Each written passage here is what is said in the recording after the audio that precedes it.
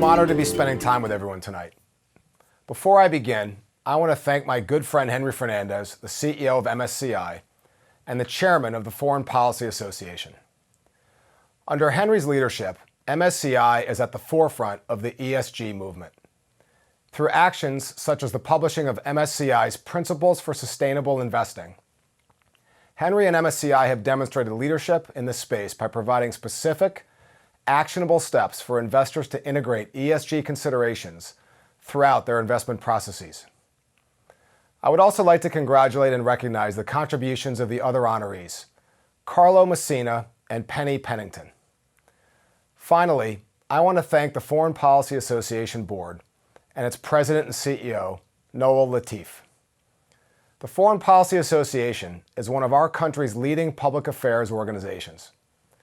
Your mission to help Americans develop an awareness and understanding of U.S. foreign policy and global issues has never been more important than it is today.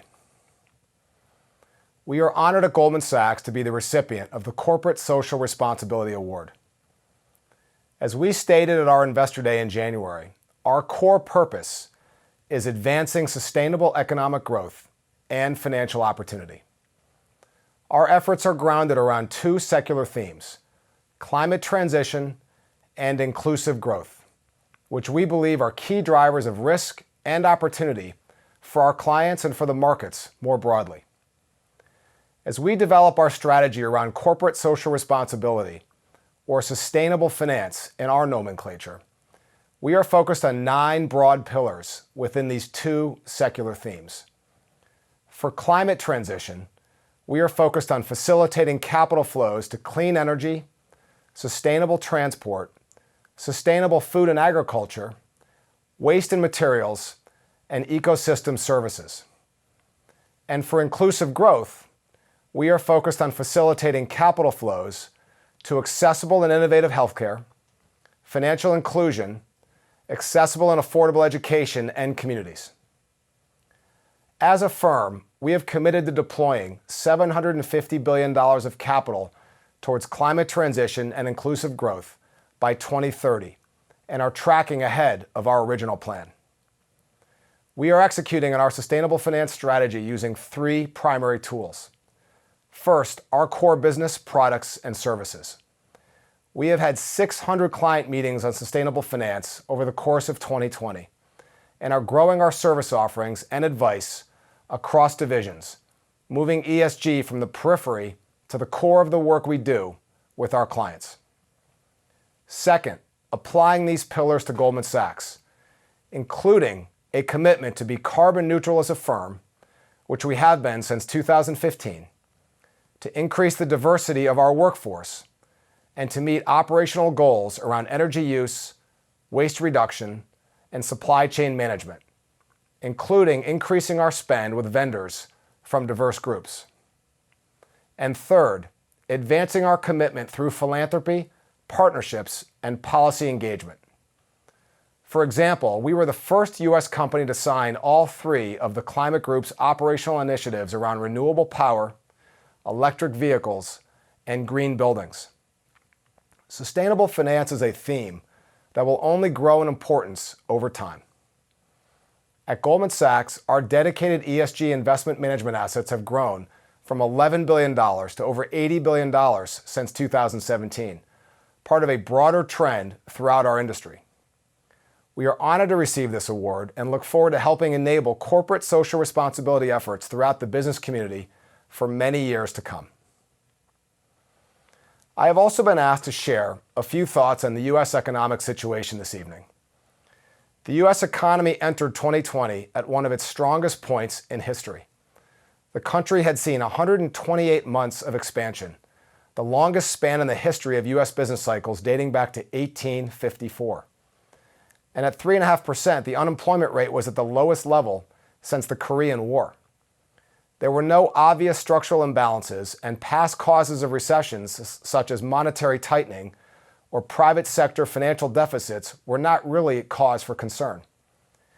Leading into 2020, there was much discussion around potential catalysts for the next recession, primarily focused on monetary policy mistakes and geopolitical risks. But the COVID-19 pandemic, a true exogenous shock event, and the accompanying widespread lockdowns have clearly answered this question. At negative 32%, the second quarter of 2020 was the largest quarter-over-quarter annualized GDP decline on record, accompanied by a record 30 million workers filing for unemployment insurance between mid-March and the end of April. We owe great credit to the Federal Reserve and Congress for moving swiftly and in dramatic size to shore up the liquidity crisis that was gripping the financial markets, and to provide real relief to consumers and small businesses across the country. These actions and the easing of many lockdown restrictions have led to a rapid, but certainly not total, recovery. We are now expecting the largest quarter-over-quarter annualized GDP increase on record, plus 35% in the third quarter. And we remain constructive on the continuation of the U.S. recovery, projecting 3% GDP growth in the fourth quarter and 7% in the first quarter of 2021. But many questions remain. First, and most important, what is the forward trajectory of this virus? Our conversations with healthcare clients suggest widespread distribution of a vaccine by mid-2021 at the earliest. Given this longer timeline to potential full reopening, it is clear that the government will need to provide additional fiscal relief to continue to bridge consumers and small businesses fully through this pandemic. Second, and related, can consumer spending be maintained? Unemployment reached record levels of around 15%, but strong fiscal support drove the largest increase in real disposable income ever. This has supported resilient consumer spending even in spite of the expiration of these unemployment benefits. But a sustained recovery will rely on the continuation of consumer spending, which is likely dependent on additional fiscal support. And third, the election and its policy implications. In spite of these risks, we are forecasting the continued economic rebound I referenced in a quicker labor market recovery than we've seen in prior recessions, to 7% by the end of 2020 and 5.6% by the end of 2021, with a more gradual recovery afterwards. Longer term, we are focused on how the U.S. can regain the economic strength it exhibited in early 2020 and potential risk to a full rebound. We see several longer-term risks. First, the pandemic has fundamentally altered the way certain industries work. The biggest changes we have seen include remote working and a resulting migration away from urban areas, digitalization of services and the growth of e-commerce, and the impact social distancing has had on convening industries such as airlines, cruise ships, and sporting events. We do not believe all of these shifts will be permanent. For example, we expect that remote working and migration away from urban areas will decline versus current levels, though the steady state will likely be higher than before the pandemic. But other changes, in particular, the digitalization of services and the growth of e-commerce, are likely to remain with us for some time to come. This structural transformation, while long-term beneficial in driving innovation throughout the economy, means that certain jobs lost in the pandemic will never come back. We expect these will eventually be replaced by different jobs, but that reallocation of the labor force takes time, which means unemployment is likely to remain structurally above the pre-pandemic level for a substantial period. Second, while the fiscal and monetary policy response has been critical to maintaining economic stability, it is important to move our deficit and debt levels to a more controlled state over time.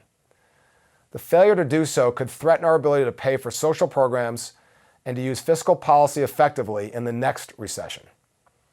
Third, we are increasingly focused on the trajectory of the U.S.-China relationship. There is no more important bilateral relationship globally. And while we understand that there are fundamental areas of disagreement between the U.S. and China, it is important that both governments address their differences through direct dialogue and, where possible, through cooperative efforts. From my seat, I believe that continued economic relations where the playing field is leveled and markets are open to each side is the most important element of finding a path to longer-term cooperation between our two countries. And finally, and in the spirit of the award, we are honored to be receiving tonight, the last long-term risk I would point out is a failure for governments businesses, and individuals to demonstrate and promote sustainability in policy and in action. The interest in this topic has never been greater, but it is important that we ensure it is well integrated into the core of all the work we do, as our collective investment in this area will pay long-term dividends in building a better economy and a better world. Thank you again for your consideration of Goldman Sachs for the Corporate Social Responsibility Award and for having me this evening. We are honored to be here with such an impactful set of firms and individuals, particularly in a time when the mission of organizations such as the Foreign Policy Association is so critical. Have a great evening, be well, and stay safe.